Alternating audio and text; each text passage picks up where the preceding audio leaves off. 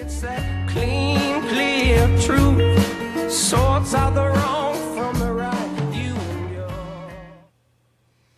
Hello and welcome back to Flashpoint Radio. If you are watching me on YouTube, I suggest you subscribe to this channel so you can get updates regularly in your email box.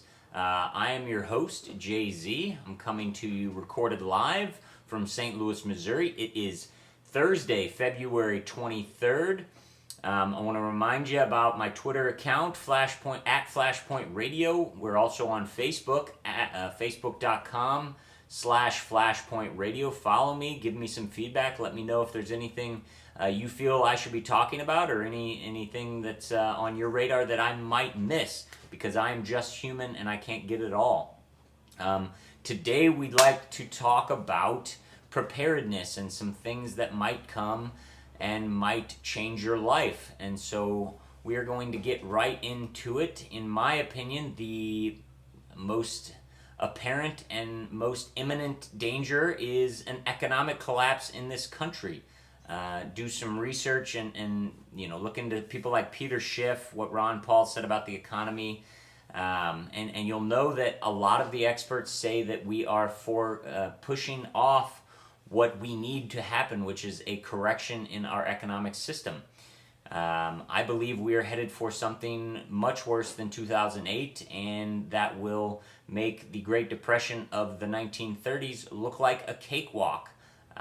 Americans were much tougher back then, in my opinion, and a lot of us lived on farms, could grow our own food, and could take care of each other. Now we all live in cities, and we don't know what to do during a snowstorm. 5 inches of snow comes in St. Louis, and the store shelves are empty. Look for that if anything happens. We're going to start with some signposts on the way to economic collapse. This comes from cnsnews.com. Headline: Gallup finds unemployment climbing to 9% in February. It says that this Gallup, without seasonal adjustment, is 9% in mid-February for the unemployment rate, which is a raise from 8.3% in mid-January. I don't trust hardly any of the statistics, and you might figure that out coming up in just a second. This comes to us from Fox Business. Jobless claims hold steady at 351,000. It says workers filed 351,000 initial claims for state unemployment benefits.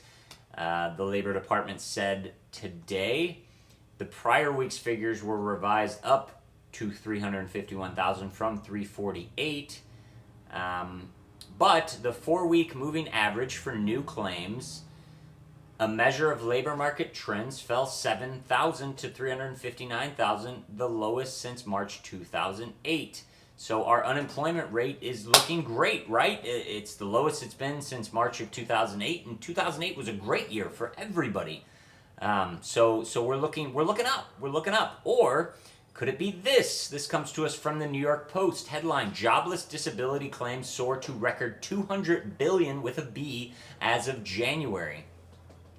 With their unemployment insurance checks running out, some of the country's long-term jobless are scrambling to fill the gap by filing claims for mental illness and other disabilities with Social Security, a surge that hobbles taxpayers and making the unemployment rate look healthier than it should as these people drop out of the job statistics. So as people apply for disability and stop looking for work, they get taken off of the unemployment rolls. So when the president and his administration tout an 8.3% unemployment rate, that means people stop looking for jobs.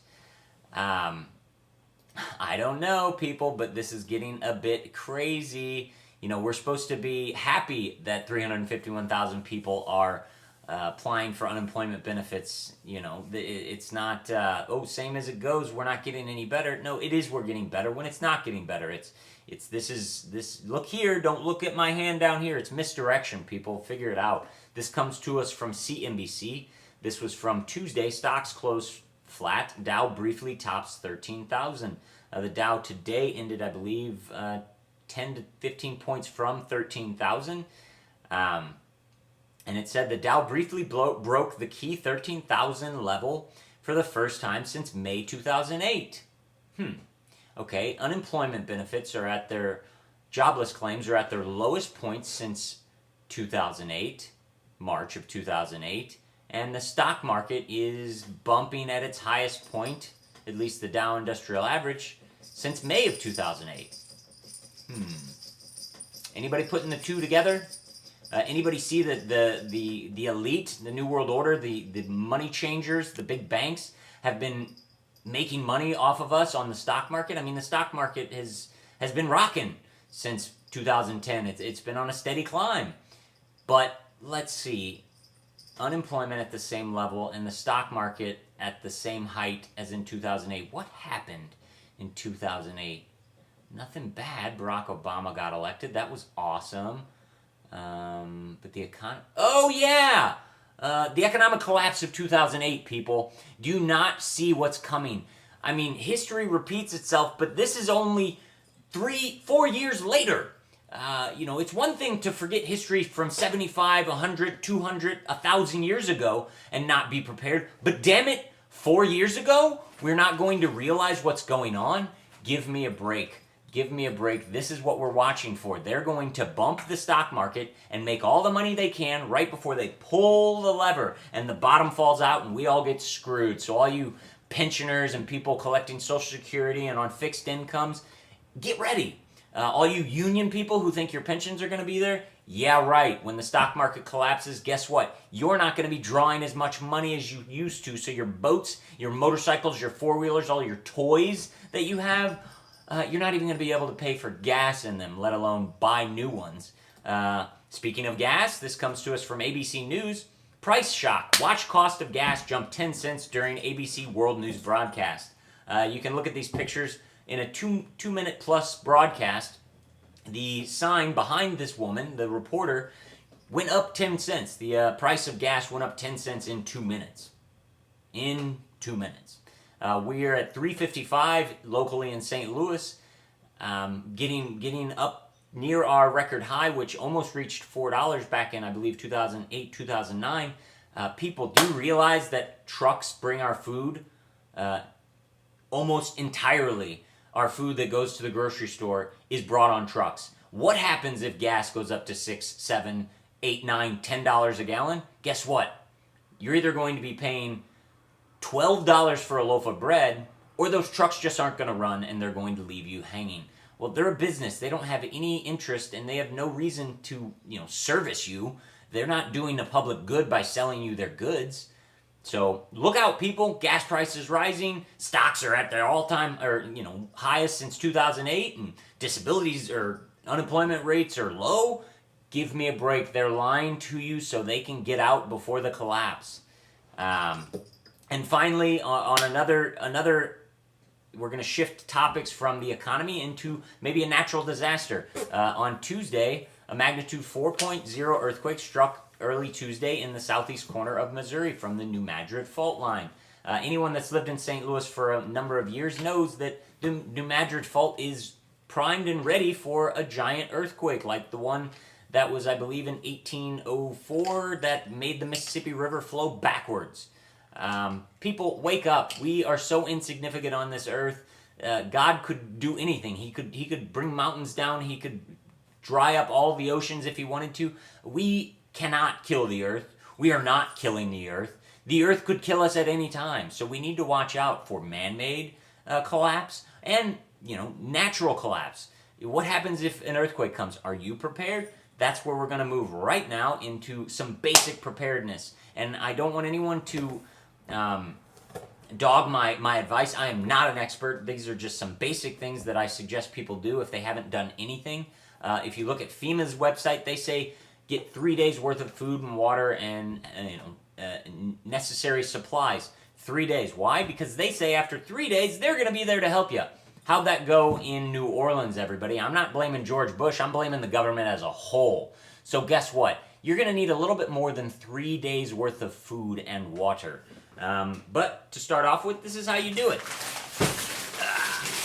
That's a case of water. It costs about $5, $6 from Costco. If you drink bottled water, when you buy one for yourself to drink, buy two. Put the other one in storage and save it. Now, bottled water will run out. If we're looking at some sort of long-term a collapse or failing of the grid, you're going to need some other source to clean water that is dirty. So I would suggest looking into some sort of water purification system. Big Berkey has some good products, and there are a lot of good products out there.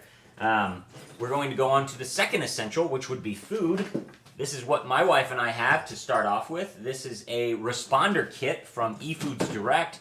Links below, check them out.